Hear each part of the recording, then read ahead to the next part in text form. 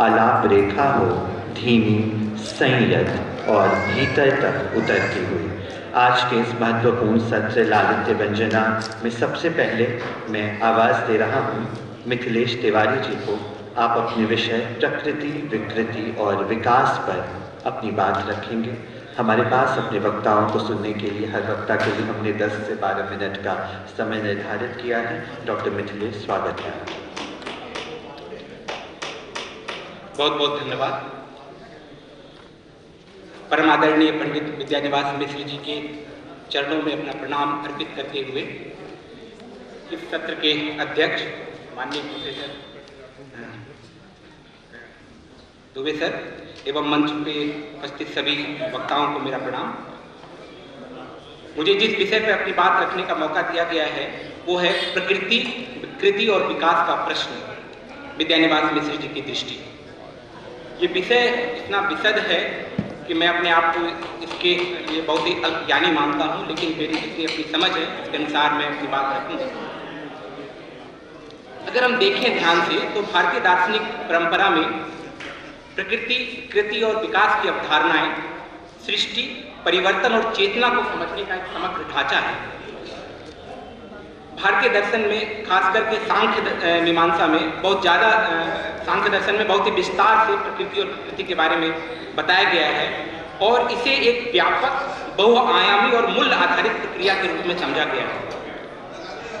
भारतीय ज्ञान परंपरा में प्रकृति, विकृति और विकास की ये जो तीनों अवधारणाएं हैं केवल दार्शनिक चीज नहीं है, बल्कि जीवन, समाज और सृष्टि की समझ की मूल पूंजी है।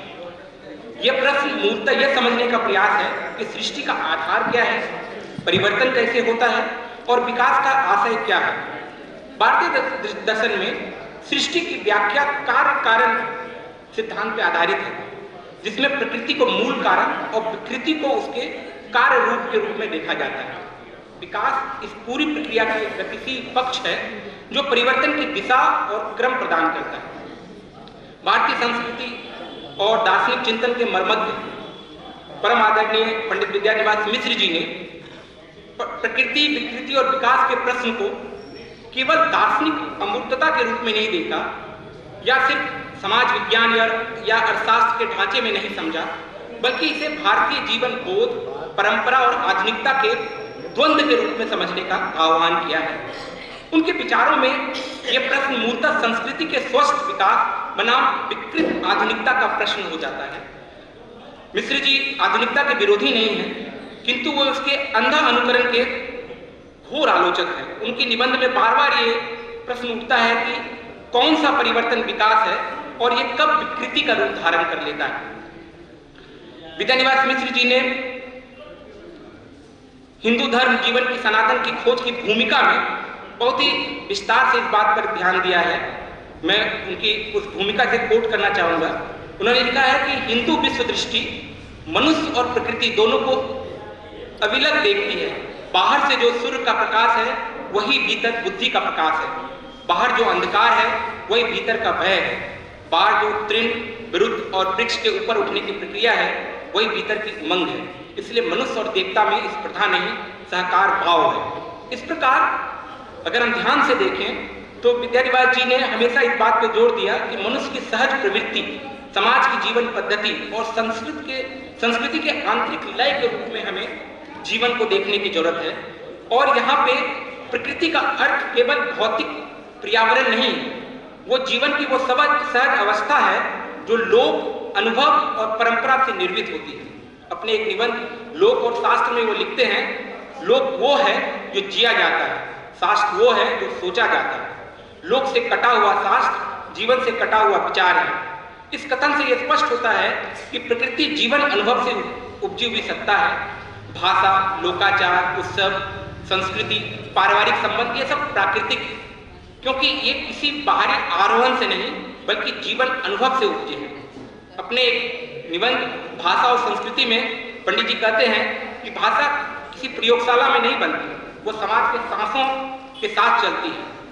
यहाँ भाषा को प्रकृति की अभिव्यक्ति के रूप में वो निरूपित करते हुए कहते हैं कि भाषा को कृत्रिम या बाजारू रूप जब दे दिया जाता है तो अपनी प्रकृतिगत शक्ति खो देती है।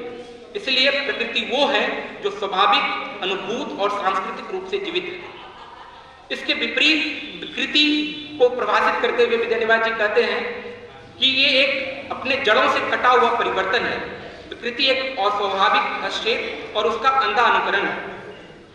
ठीक यही बात पश्चिम में एक बहुत बड़े दार्शनिक हर्बर्ट मार्क्यूज भी कह रहे हैं। हर्बर्ट मार्क्यूज ने अपनी किताब वन डायमेंशनल मैन में कहा कि मनुष्य जो है वो धीरे धीरे एक आयामी होता जा रहा है और अपने जो विस्तार के जो आयाम है उसको खोता जा रहा है। ठीक उसी समय पश्चिम में एक और बहुत बड़े अर्थशास्त्री हैं, दार्शनिक के रूप में भी उनका नाम जाना जाता है, E.F. शुमाकेर। E.F. शुमाकेर ने अपनी किताब स्मॉल इज ब्यूटीफुल, जिसको हिंदी में लघुता का सौंदर्य कहते हैं, उसमें उन्होंने कहा कि हम मनुष्य जो हैं वो मूलतः एक तत्व मीमांसीय रोग के शिकार हैं और तत्व मीमांसीय रोग के शिकार होने के कारण इसका इलाज जो है वो भी तत्व मीमांसीय ही होगा। इसका मतलब ये है कि हमें अपने आप को एक बार इंट्रोस्पेक्ट करना होगा कि हम किस तरह से जीवन को जी रहे हैं और किस तरह से इसमें विकृति आ रही है। पंडित जी इसी बात को पकड़ते हैं, इसी बात पे ध्यान देते हैं और वो कहते हैं कि विकृति का अर्थ परिवर्तन नहीं बल्कि प्रकृति से विच्छेदन है। उनके अनुसार विकृति तब जन्म लेती है जब परंपरा को बिना समझे उसे त्याग दिया जाता है। पश्चिमी या बाहरी मॉडल का अंधानुकरण जब हम शिक्षा के क्षेत्र में, जब हम स्वास्थ्य के क्षेत्र में, जब जीवन व्यवहार के क्षेत्र में करते हैं तो हम एक विकृत अवस्था में आ जाते हैं। और अपने एक निबंध परंपरा और आधुनिकता में वो लिखते हैं कि आधुनिक होना कोई उपलब्धि नहीं है, उपलब्धि यह है कि हम अपने समय के प्रति कितने उत्तरदायी हैं। ये कथन उस आधुनिकता की आलोचना करता है जो केवल नवीनता के मोह में परंपरा का निषेध करता है। उन्होंने बार बार चेताया कि हर परिवर्तन विकास नहीं होता, बहुत सा परिवर्तन विकृति भी होती है। उदाहरण के लिए जब शिक्षा का रोजगार केंद्रित हो जाना या उसको सिर्फ बाजारू रूप में एक प्रोडक्ट के रूप में देखना। अगर आप देखें तो पश्चिम में ही एक विचारक जो है इवान इलिच का नाम हम सब में सुना होगा। इवान इलिच अपनी किताब डी स्कूलिंग सोसाइटी में ये लिख रहे हैं कि किस तरह से ये जो पूरी की पूरी आधुनिक शिक्षा व्यवस्था है वो मनुष्य को एक उत्पाद के रूप में परिवर्तित कर दे रही है। गांधी जब बुनियादी तालीम की बात कर रहे हैं तो इसी तरह से शिक्षा की व्यवस्था की बात कर रहे हैं जिसमें मनुष्य अपने हृदय, अपने मस्तिष्क और अपने हाथ तीनों के सामंजस्य एक कौशलपूर्ण शिक्षा ले और रोजगार के जिसको बोलते हैं अंधे दौड़ में ना फंसे। पंडित जी के साथ में विचारकों को जोड़ के सिर्फ इसलिए बात कर रहा हूँ कि पंडित जी जो बात कर रहे हैं वो अपने समय को किस तरह से समझ रहे हैं और उसको कितने विस्तार से वो आगे ले जा रहे हैं।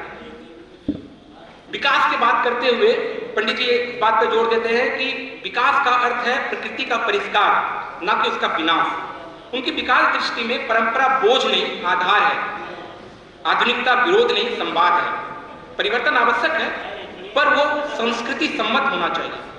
विद्यानिवास मिश्र जी के अनुसार विकास न तो अतीत की पूजा है न अतीत की विस्मृति, वो परंपरा के भीतर निहित संभावनाओं का सृजनात्मक विस्तार है। वो कहते हैं कि भारतीय समाज का विकास लोक से शास्त्र की ओर, अनुभव से विवेक की ओर और भोग से बोध की ओर जाने की प्रक्रिया है।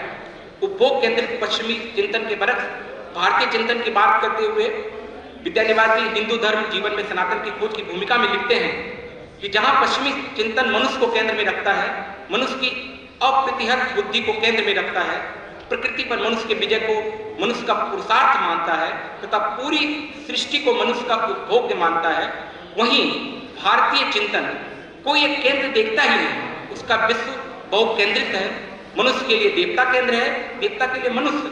जहां प्रकृति पर विजय नहीं, प्रकृति से सामंजस्य और समग्र अस्तित्व में परम सामंजस्य स्थापित करना ही मनुष्य जीवन का परम लक्ष्य है।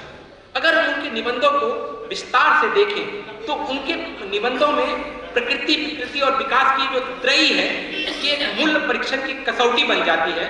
जहां प्रकृति सहज लोक आधारित जीवन की जड़ है, विकृति अस्वाभाविक, आरोपित और सांस्कृतिक संकट का मूल है और विकास परंपरा, संवादी परिवर्तन और जीवन की उन्नति से जुड़ा हुआ है।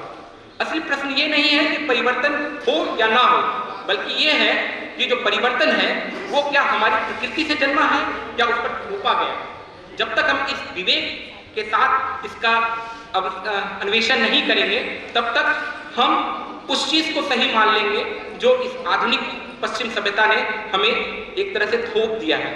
इसीलिए अगर मैं उनकी बात को समग्रता से समेटूं, क्योंकि समय की अपनी सीमा है और मुझे 12 मिनट 10 मिनट का समय दिया गया और 12 मिनट हो गया है, तो उनकी बात को अगर समग्रता से अगर रखें तो पंडित जी की दृष्टि सतत विकास, लोक ज्ञान और भारतीय ज्ञान परंपरा के समकालीन विवर्ष को वैचारिक गहराई प्रदान करती है। इसके साथ ही उनके अनुसार प्रकृति जीवन की सहज लय है, विकृति उस लय से विचलन है और विकास उसी लय का सचेत विस्तार है।